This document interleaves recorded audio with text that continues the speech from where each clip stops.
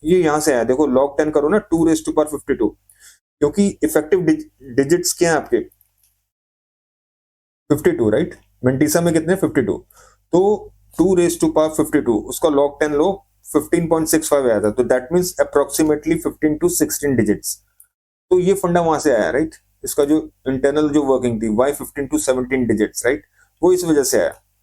ठीक है, 2 raise to power जितना भी मेंटिसा का वो वैल्यूज है 52 बिट्स है ना, तो इसको करोगे तो अप्रोक्सीमेशन इतने डेसिमल डिजिट्स आपके आ जाएंगे। इसका log 10 लोगे तो इतने डेसिमल, क्योंकि डेसिमल है ना, तो डेसिमल सिस्टम हो गया, तो इतने आपके डिजिट्स आप अकोमोडेट कर सकते हो।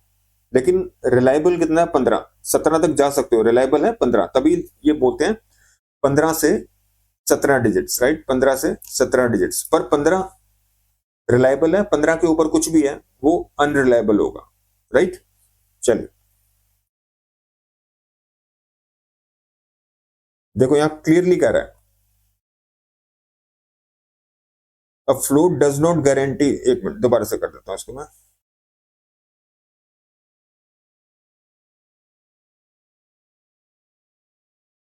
A float does not guarantee 15 digits after the decimal, right? It only guarantees 15 to 16 total significant digits. Significant digits. ठीक है, अब ये एग्जांपल देख लो, ये वैल्यू है आपकी, ठीक है। कितने डिजिट्स हैं इसमें टोटल, ये देखो क्या जा रहा है 1 2 3 4 5 6 7 8 9 10 11 12 16 हुआ ना, ठीक है। 16 हुआ तो क्या होगा यहाँ पे, देखो राउंडिंग हो गया, ये देखो। तो इस तरह के सरप्राइजेस आपको मिलेंगे, राइट। 4 5, ठीक है, 6 की जगह क्या हो गया, राउंड ऑफ हो गया 7, ठीक है। इसकी इंटरनल वर्किंग मेरे को क्लियर है, ठीक है। अगर चाहिए तो मैं आपका एक सेपरेट सेशन ले सकता हूं, पर अभी पाइथन से इसका कोई लेना देना नहीं है, राइट। तो बेकार है उसके अंदर जाना कि 6 का 7 कैसे हो गया, राउंडिंग कैसे हो गई, ठीक है। मेरे को तो क्लियर है सारे इंटरनल्स, मैं तो पहुंच चुका हूं इंटरनल्स तक, लेकिन करंट सिनेरियो में इसका कोई रेलेवेंस नहीं है, पाइथन में इसका कोई रेलेवेंस नहीं है, क्योंकि मैंने देख लिया ना वैल्यूज को डील करना है, अप्रोक्सीमेशन कैसे डील करोगे, राउंडिंग से और डेसिमल मॉड्यूल से, ठीक है। इतनी डिटेल में जाने की जरूरत नहीं है, बस आप ये देख लो मैंने कुछ नंबर्स चूज किए थे क्योंकि मैं गया हूं यहां तक, ठीक है, बताने के लिए क्या क्या सरप्राइजेस हो सकते हैं, ठीक है। तो ये वैल्यू 456 थी, क्या हो गया 457 हो गई, ठीक है। चलिए अब नीचे आओ, तो हुआ क्या, देखो क्या कह रहा है, पाइथन ने क्या किया, राउंडिंग किया approximately after 16 digits, right. Extra digit store नहीं किए उसने, ठीक है। ये इसकी इंटरनल वर्किंग है, आप इसमें कुछ नहीं कर सकते क्योंकि ये स्टैंडर्ड फॉलो कर रहा है 754, right. You can't do anything about that. एक दूसरा क्लासिक एग्जांपल है, राइट, देखो क्या कह रहा है, 1 2 3, वो ये इंटीजर कोई नहीं, फ्रैक्शनल वैल्यूज है, 1 2 3 वो कहां तक जा रहा है, 17 तक जा रहा है, 10 11 12 13, तो स्टोर क्या हुआ, यहां तक हुआ, ठीक है। ये भी सरप्राइज है, राइट। आपने टाइप किया 17, पाइथन ने स्टोर किया अप्रोक्सीमेटली 16 रिलायबली, 16 डिजिट्स रिलायबली, ठीक है। तो ये हुआ, इस तरह के सरप्राइजेस आपको मिलेंगे, ये मैंने क्लासिकल वैल्यूज निकाली हैं आपके लिए, ताकि आपको ये पता हो कि इस तरह की भी चीजें हो सकती हैं, राइट। आप परेशान मत हो जाना, सोल्यूशन मैंने बता दिया, राउंडिंग और डेसिमल यूज कर लेना, इस मुश्किल से बच जाओगे, नहीं तो घुसते रहोगे, ये महासागर है, कोई अंत नहीं है इसका, आपको नहीं मिलेगा, क्योंकि टेक्निकल नॉलेज आपको नहीं है उस चीज की, इंटरनल्स की। जिनको है वो बता सकते हैं, एक्सप्लेन भी कर सकते हैं, मैं भी कर सकता हूँ, पर अभी उसका करंट कॉन्टेक्स्ट में कोई रेलेवेंस नहीं है, राइट। हम पाइथन पढ़ रहे हैं, हम उसके इंटरनल्स में नहीं जा रहे हैं, ठीक है।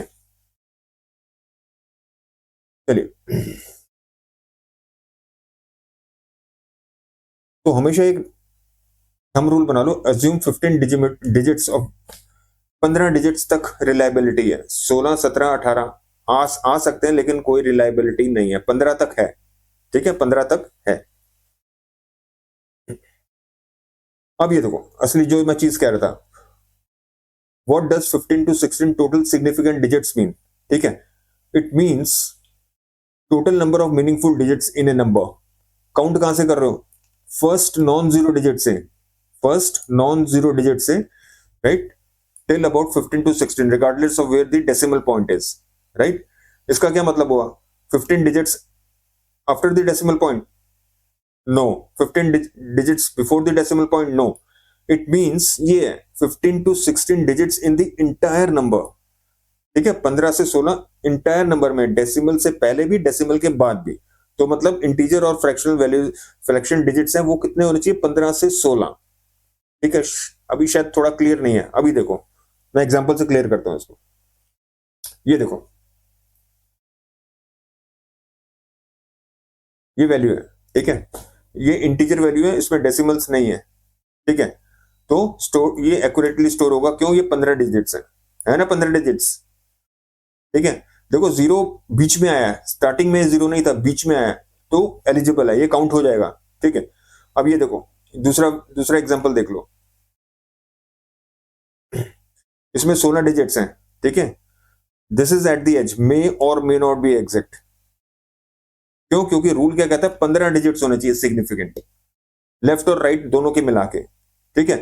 ये एच पे है, कुछ भी हो सकता है, हाँ 15 होते तो ठीक था, अश्योर्ड है कि आपकी वैल्यू सही स्टोर होगी, नहीं तो एज अप्रोक्सीमेशन होगी, ठीक है।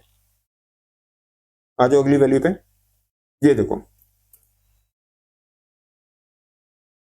17 डिजिट्स हो गए, कैनॉट बी रिप्रेजेंटेड एग्जैक्टली, तो राउंडिंग एरर्स आएंगे आएंगे, स्लाइटली ऑफ हो जाएगा रिजल्ट आपका, ठीक है। अब ये देखो, ये जो 15 डिजिट की बात हो रही थी, ये देखो 1 सेकेंड,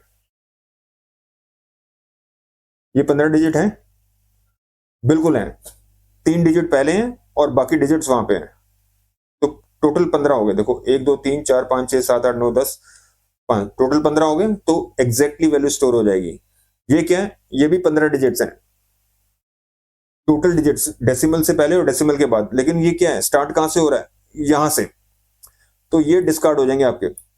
तो कितना है, ये 15 डिजिट्स है ना, 1 2 3 4 15 तक जा रहा है, तो ये सेफली स्टोर हो जाएगा ये नंबर, ठीक है। ये सिग्निफिकेंट डिजिट्स होता है, जीरो को छोड़ दो, लीडिंग जीरो को छोड़ के जितने भी डिजिट्स, भले जीरो आ रहा है काउंट हो जाएगा, लेकिन लीडिंग वाले नहीं होंगे, जैसे यहाँ पे लीडिंग थे, ये 1 2 3 4 रीडिंग्स हो गए, ठीक है, डेसिमल पॉइंट इग्नोर मार दो, यहाँ पे भी वो देख लो 15 है ना, 15 10 11 12 या 13 तक गया, या 14 और 15, ठीक है। तो ये नंबर्स आपके सेफली स्टोर हो जाएंगे, इनमें कोई दिक्कत नहीं, लेकिन 15 सिग्निफिकेंट डिजिट से ऊपर जाएगा तो कोई गारंटी नहीं है कैसे सेव होगा, राइट, उसमें प्रिसीजन लॉस होना ही होना है, ठीक है।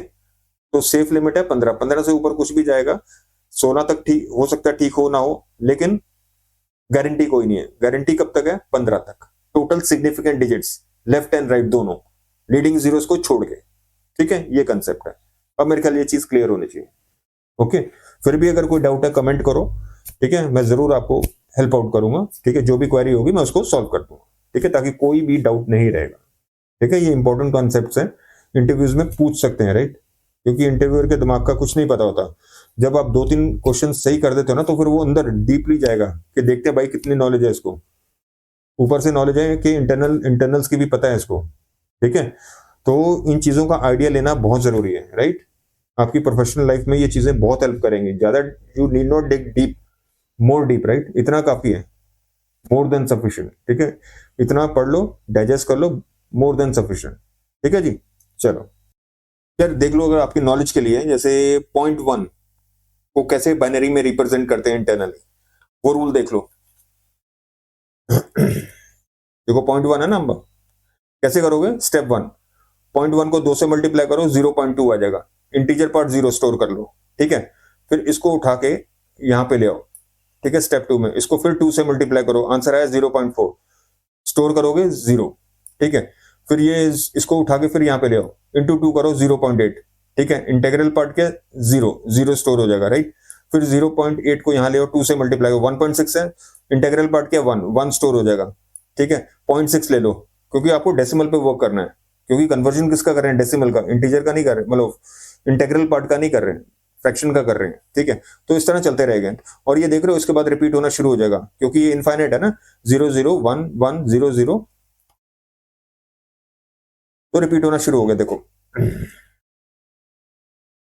एक स्टेज के बाद देखो हो रहा है ना रिपीट, 0 0 1 1 0 0 1 1 0 0 1 1, तो चलता रहेगा इनफाइनाइट में, ठीक है। तो फिर जैसे नंबरिंग सिस्टम है ना, ये देखो 10 लिखा है और ये बाइनरी, तो ये डेसिमल नंबर 0.1 का डेसिमल रिप्रेजेंटेशन बाइनरी फॉर्मेट में ये है, इसलिए मैंने बेस में ये 2 लिख दिया, ठीक है, इनफाइनाइट रिपीटिंग बाइनरी फ्रैक्शन, इसलिए प्रिसीजन लॉस हुआ 0.1 का, ठीक है। अब जैसे डेसिमल वैल्यू 0.5 होती है उसका तो एग्जैक्ट आ जाता है, ठीक है, 5 2 10 खत्म, छुट्टी। लेकिन ये रिपीट हो रहा है, इनफाइनेटली चल रहा है, ठीक है।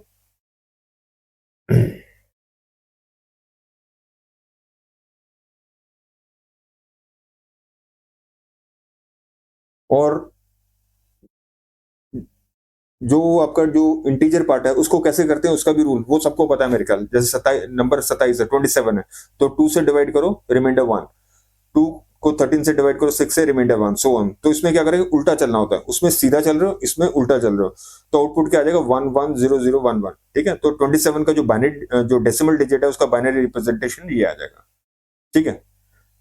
तो मतलब क्या इसका रिजल्ट क्या है कि अगर डेसिमल को करना, मतलब कि आपको इंटीजर को करना है बाइनरी में तो उसको 2 से डिवाइड करना है, और डेसिमल को करना है तो उसको 2 से मल्टीप्लाई करना है, ठीक है, ये ध्यान रखना। और स्टॉपिंग क्राइटेरिया कुछ तो होगा ना। इंटीजर पार्ट का क्या है, जब क्वोशिएंट आपका 0 हो जाए, डिवाइड कर रहे हो ना 2 से, जैसे क्वोशिएंट 0 हो जाएगा वहां पे स्टॉप कर दो, आपको उसका बाइनरी रिप्रेजेंटेशन मिल गया। फ्रैक्शन में कैसे करते हैं, stop when the fractional part become 0, ठीक है, इंटीजर नहीं, फ्रैक्शनल पार्ट बिकम 0। जैसे 0.5 है, 2 से मल्टीप्लाई करोगे 10, 0 आ गया ना, फ्रैक्शन खत्म, राइट। तो इस तरह खत्म हो गया वो, ठीक है, दैट्स इट। एक एग्जांपल और देख लो, 15.25, ठीक है। 15 पहले दो पार्ट्स हो गए ना इसका, इंटीजर पार्ट और ये डेसिमल पार्ट। 15 को कैसे करोगे, वही 2 से डिवाइड करो, क्वोशिएंट 7 आया, रिमाइंडर 1। फिर 7 को यहाँ पे ले लोगे, 7 को फिर 2 से डिवाइड करोगे, क्वोशिएंट 3 आ गया, 3 को फिर करोगे 2 से, क्वोशिएंट 1 आ गया, यहाँ पे आ गया स्टॉप, ठीक है। तो डेसिमल नंबर क्या बना आपका, सॉरी डेसिमल 15 का बाइनरी क्या बना, 4 टाइम्स 1, ठीक है। वैसे इसका रूल होता है बहुत फास्ट अगर आपको कैलकुलेट करना है, ठीक है, 8421 8421, ठीक है, ये बिट्स ऑन होते हैं। 15 क्या हुआ है, 8 + 4 12 + 2 14 + 1 15 डायरेक्टली, ठीक है। तो ऑल बिट्स ऑन, तो 1 1 1 1 वैसे भी कैलकुलेट कर सकते हो। चल छोड़ो, ये हमारे उसमें मतलब करिकुलम का पार्ट नहीं है, मैंने सिर्फ आपको एक मतलब थोड़ा सा आइडिया दे दिया कि इस तरह करते हैं, राइट। चलिए, और 25 का भी देख लेते हैं कैसे होता है। 25 का क्या होता है, देखो किससे, 2 से मल्टीप्लाई करोगे, 50 किया, इंटीजर पार्ट 0 आया, फ्रैक्शन 50 है, 50 देखो मैंने बोला 0.5 का होता है, 2 से ये 0 हो गया, स्टॉप हियर, राइट। तो इसका क्या बना, 0.25 का डेसिमल का क्या बाइनरी बना, 0.01, ठीक है, 0.01, ठीक है जी। तो इस तरह 15.25 का जो बाइनरी रिप्रेजेंटेशन बना इंटरनल, 4 टाइम्स 1.01, ठीक है जी। तो ये प्रोसेस है।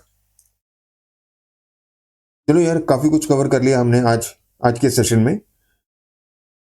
अब तक हमने काफी ग्राउंड कवर कर लिया, जितने भी एसेंशियल्स थे पाइथन के, जो इंटरनल से रिलेटेड था, राइट।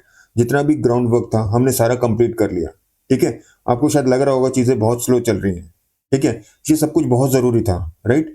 क्योंकि एक बेस बनना बहुत जरूरी है। अगर आपका फाउंडेशन, आपका बेस अच्छा है, तो अब जो आने वाले जो सेशंस हैं, राइट, आपको उसकी पूरी क्लैरिटी होगी, राइट। क्यों, क्योंकि आपकी ग्राउंडिंग कंप्लीट हो चुकी है, ठीक है। अब पुल अप योर सॉक्स, अब चीजें बहुत फास्ट चलेंगी, राइट। पर बी अश्योर्ड, क्वालिटी में कोई कॉम्प्रोमाइज नहीं होगा, कवरेज में कोई कॉम्प्रोमाइज नहीं होगा, पर हमारा फोकस होगा कोर लैंग्वेज पे, कोर पाइथन पे, ठीक है। और एक बात, अब जो नेक्स्ट वीडियो आएगा उसमें मैं अपना गिटहब का लिंक शेयर कर दूंगा, ताकि आप जितने भी यूजफुल मटेरियल है, राइट, आप उनको डाउनलोड कर सकते हो, ठीक है। चलो फिर बंद करते हैं इस सेशन, ठीक है। प्रैक्टिस करते रहो, अपना ध्यान रखो, right. Thanks for watching and see you in the next video. Thanks.